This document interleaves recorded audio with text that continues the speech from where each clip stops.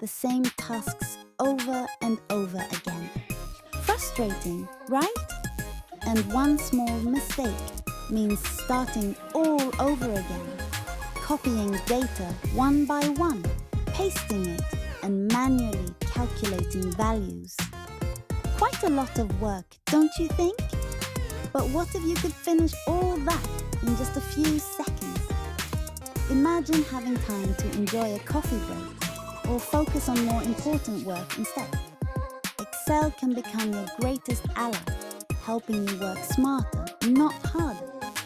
Create excitement with a vision of a more efficient, stress-free future. Hello! Today we're going to learn the basics and some advanced tips for using the SUM, SUMIF, and SUMIFS functions in Excel. These functions are incredibly useful tools that can be applied to a wide range of tasks, from everyday work to data analysis. Actually, here's an interesting fact. If you learn the format of the SUMIFS function, you can cover everything you need for all these functions. Let's get started. First, let's start with the flower shop sales table on the left. Converting to table format is not strictly necessary, but it is very useful when working with large data sets or when using tables over time. I hope you all to share this with your colleagues and classmates. First, SUM function. Now, let's talk about the SUM function. SUM is a function used to calculate the total of a specified range. For example, let's calculate the total sales from this table. Place the cursor over the sales column header in this table. Click when the cursor turns into a black arrow. Entering this will calculate the total for column E. Second, SUMIF function. Next, let's use the SUMIF function to calculate a total based on a condition.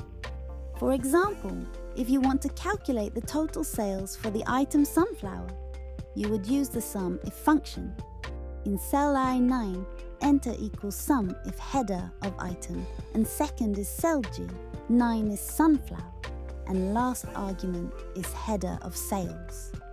In this function, the first argument specifies the range where we'll look for the condition, the second is the condition itself, and the last argument is the range where we'll calculate the total.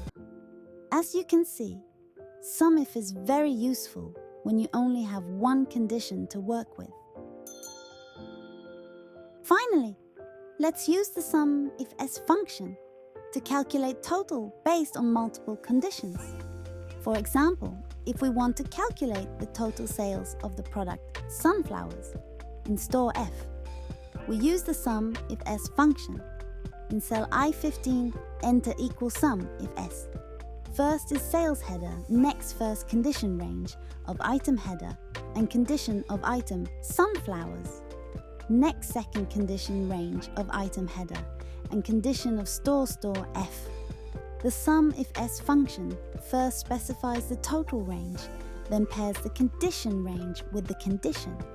In this way, the SUMIFS function allows you to total data based on more specific conditions. A further hint, you can use SUMIFS even if you have only one condition. If you think you may need to add a condition later, it is a good idea to start learning SUMIFS right away. Let's try using the SUMIFS function for the same examples we used with the SUM and SUMIF functions. Once you get the hang of the format, you might find that using SUMIFS from the beginning can save you the trouble of switching between different functions later on. For example, a single condition or even a SUMIF function can be handled by the SUMIFS function. Enter the SUMIFS function. The SUMIFS function requires the following inputs. The first, range to return the total from, which is the sales header column in this case. Next, range, which is the item header of column in this case. Next, which is peony in this case. The result is the same as when using the SUMIF function left side 1000. If function left side 1, the use of SUM with SUMIFS is a bit special. Here we will discuss wildcards with asterisks. This is an important concept that will be especially useful for those who are learning programming.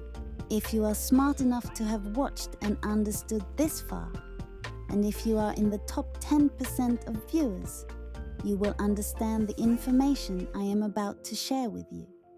And I hope you will take the challenge and master it. The asterisk in Excel is used as a wildcard for searches and conditions, and has the role of representing an optional string of characters. Wildcards make it easy to search for data that matches a single part of a string, even if only part of the string is known. Here are some specific ways to use wildcards. For example, entering the asterisk apple in the search criteria will target the search for any string that matches, no matter what string comes before apple. The following words will be included in the search results: pineapple, red apple, green apple. On the other hand, specifying apple plus asterisk will search for any string beginning with apple.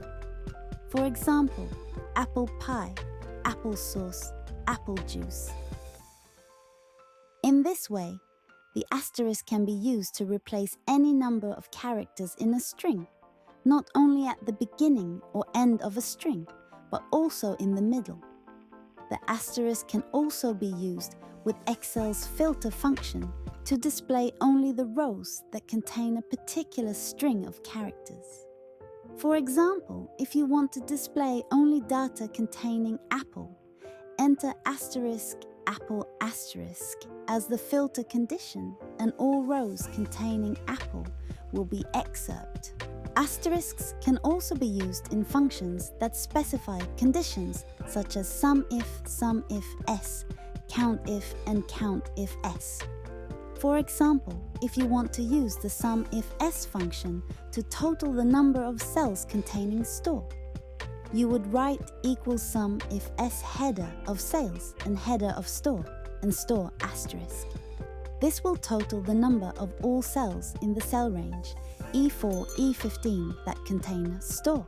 In this way, from the Data tab, change the setting and allow to list in the Data Validation and Data Validation dialog boxes, and select the range of the source as the range you want to list.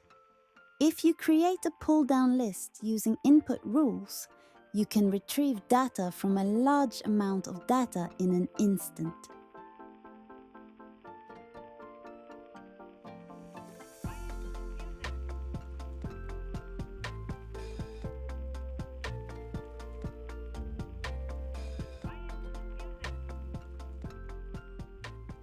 The SUMIF and SUMIFS functions will greatly increase the efficiency of your sales management and budget analysis.